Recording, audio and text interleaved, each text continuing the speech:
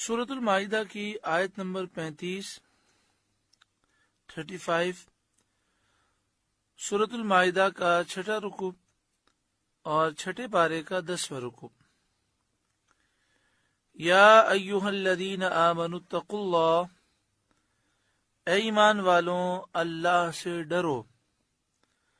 वब्तगू इलैहिल वसीला, और अल्लाह की तरफ वसीला ढूंढो जिसकी बदौलत तुम्हें अल्लाह का कुर्ब नसीब हो, अल्लाह का कुर्ब हासिल हो। हमारे नेक आमाल ये भी अल्लाह के कुर्ब का जरिया है।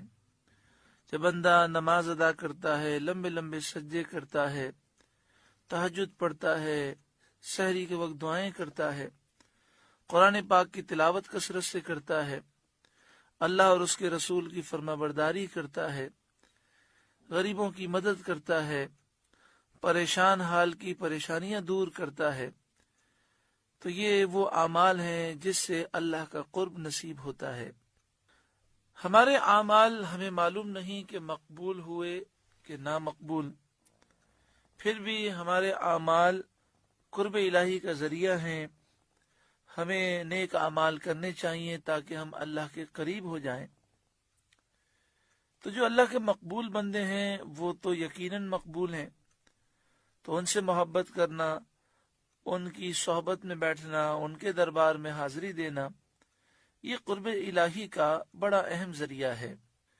क्योंकि जब अल्लाह के नेक बंदों की निगाहें हमारे दिल पर पड़ती हैं तो उनकी निगाह करम से दिल पाक हो जाता है।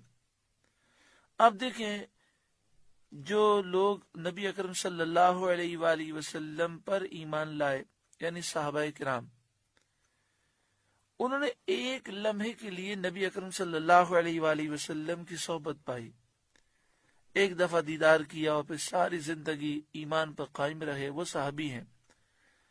सारे दुनिया के इबादत गुजार, साहिद और वली, गौस, कुतुब, अब्दाल जमा हो जाएं, फिर भी एक सहाबी के दर्जे को नहीं पहुंच सकते।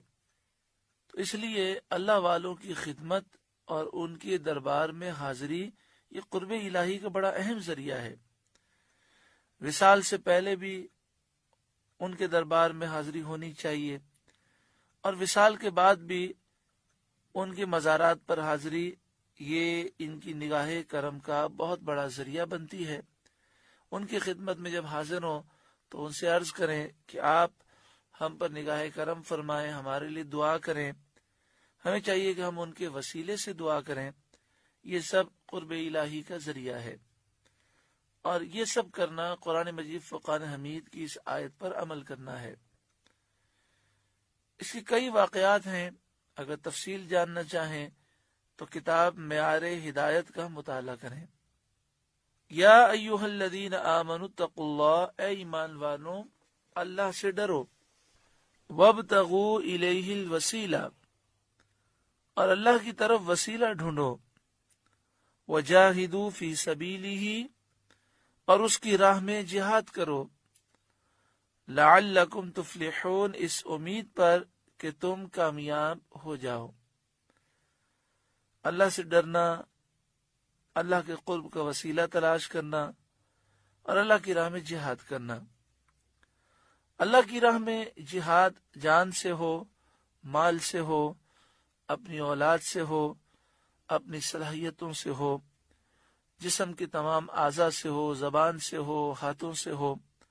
दीन की सरबुलंदी के लिए कोशिशें करना और दिन रात ये फिक्र हो कि मैं दीन इस्लाम की खिदमत करूं और दीन की सरबुलंदी के लिए कोशिश करूं। अल्लाह ताला हमें जज्बा जिहाद और शौक़ शहादत नसीब फरमाए। इन्नल्लज़ीना कफरू, बेशक वो लोग जो काफिर हुए, लव अन्न लहुम मा फिल अर्दि जमीअन, अगर इनके लिए सारी जमीन की सारी दौलत हो जाए, जो कुछ जमीन में है सब का सब इनके खजाने में आ जाए।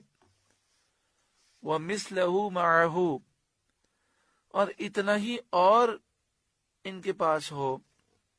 लियफ्तदू बिही मिन आज़ाब यौमिल क़ियामा, उसे देकर कयामत के अजाब से अपनी जान छुड़ाने की कोशिश करें।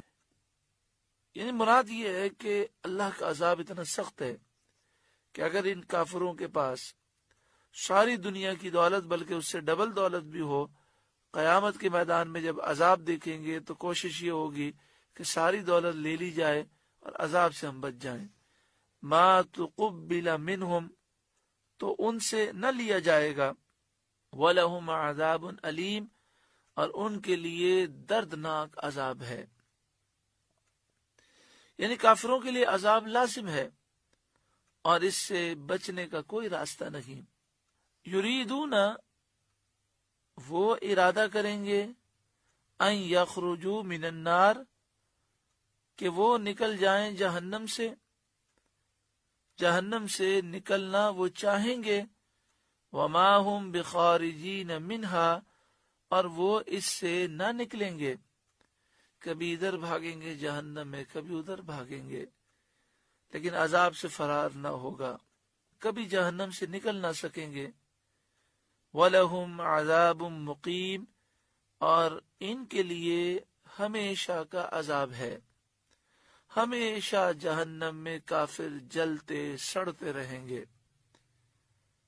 اللہ ہمیں ایمان کی سلامتی عطا فرمائے۔